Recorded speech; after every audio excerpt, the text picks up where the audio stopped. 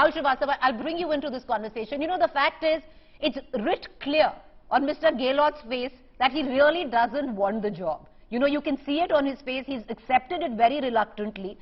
You know, and we saw that with what went down in that last, you know, minute, 12 a.m. MLA meet where he came out and said, Vidhayak decide karenge ki agla CM kaun hoga.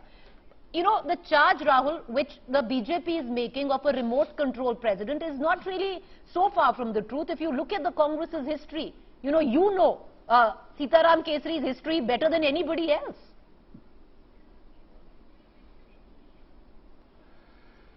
See, Preeti, I hope my English is not corrected by Ajay, my old friend.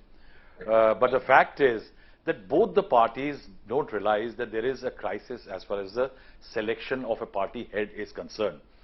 The crisis emerges that whenever there is a strong leadership which eventually gets to dictate who is going to be the leader, be it election or selection, the final decision is not a very democratic one.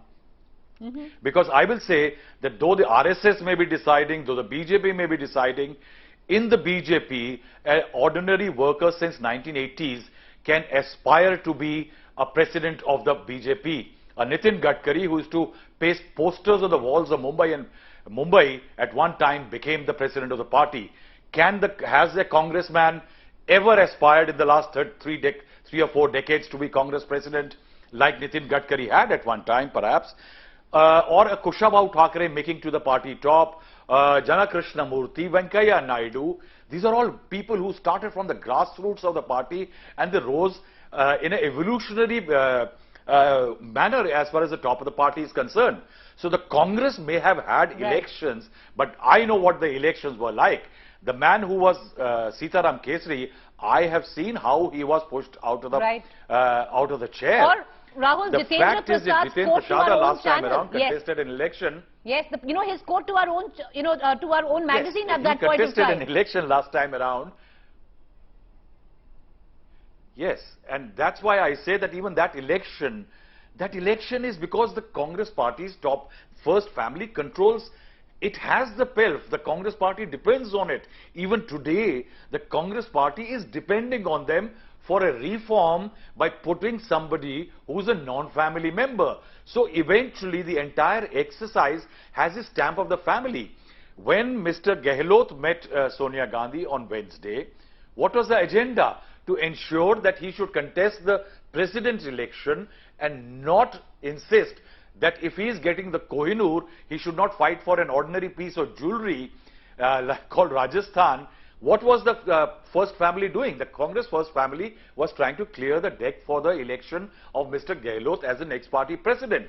Now, that's not truly election. It's like somebody with deep vested interest is dictating the election.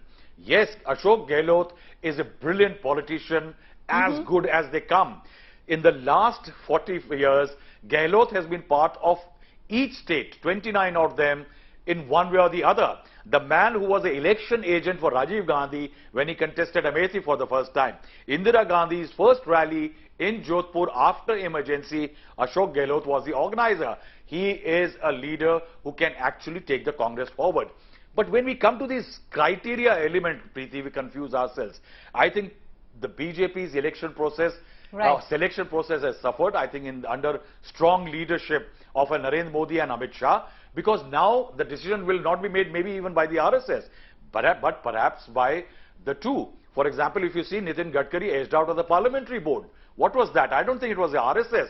RSS didn't want to send him out.